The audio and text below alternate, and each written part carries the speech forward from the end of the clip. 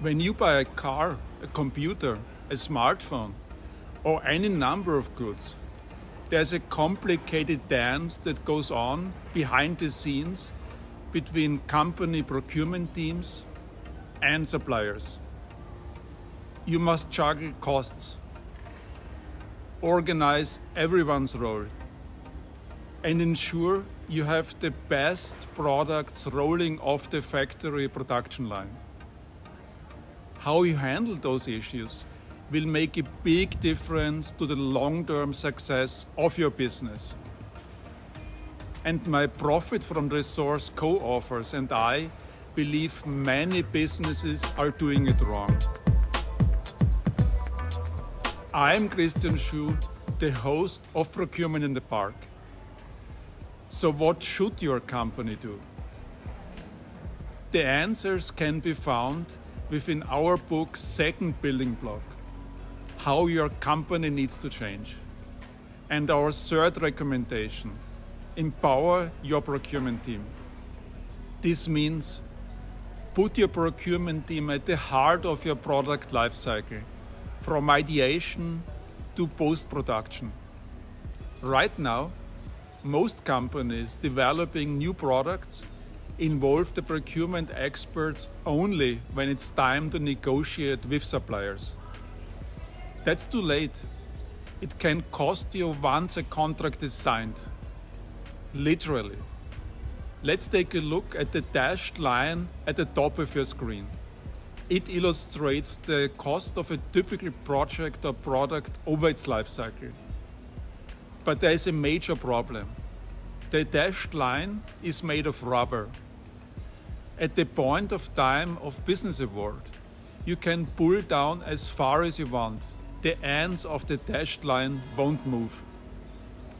From the time a contract is awarded until the start of production, or SOP, we find, on average, that cost creeps 7% higher.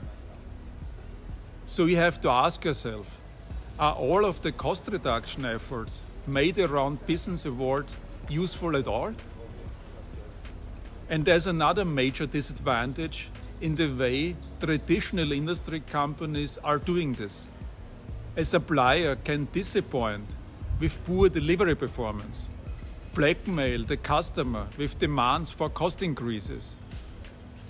But if at the point of business award, the supplier comes in with a compelling offer, they have a good chance of winning the contract for the next generation. And that, of course, feeds back on the attitude of suppliers. As a supplier to traditional industry companies, I can never be certain of winning the contract for the next generation, no matter how well I perform. Cost is what will ultimately decide the winner. And certain topics, like delivery performance and quality, are just minimum hurdles to clear. Consider what I just said about delivery performance in the context of the current supply chain crisis. But it doesn't have to be like this, and for inspiration, let's look at tech companies, as they are generally the best at doing these things.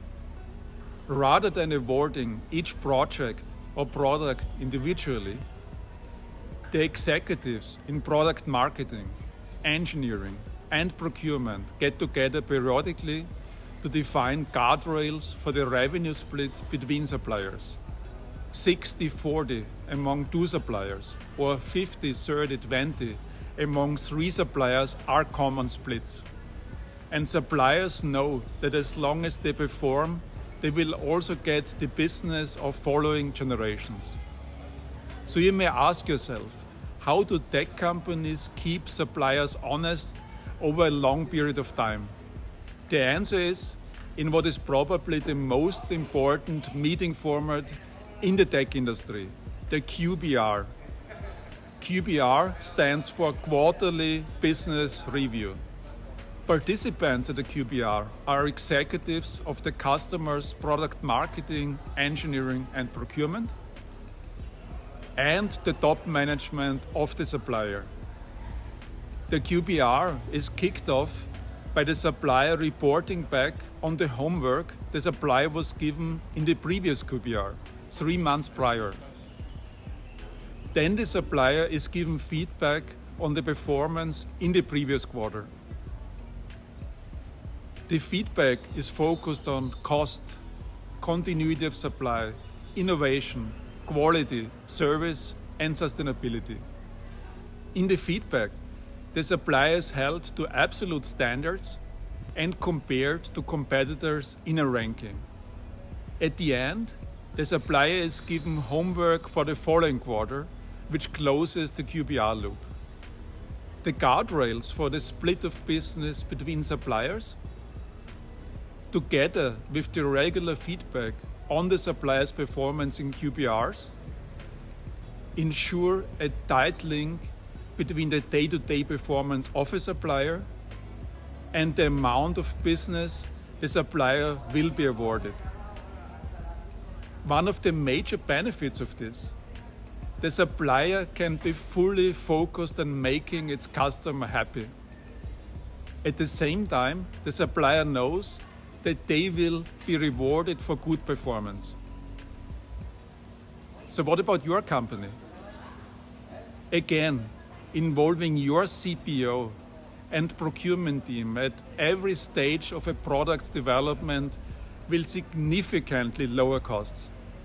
It will also ensure that your supplier's expertise will help you gain a competitive advantage in 5 other critical areas: innovation, quality, sustainability, speed, and risk reduction. All of that will certainly make all your stakeholders happy. In the next video, I'll focus on the 4th of the book's key recommendations that will transform your business. Still interested? Then subscribe to my channel. Bye.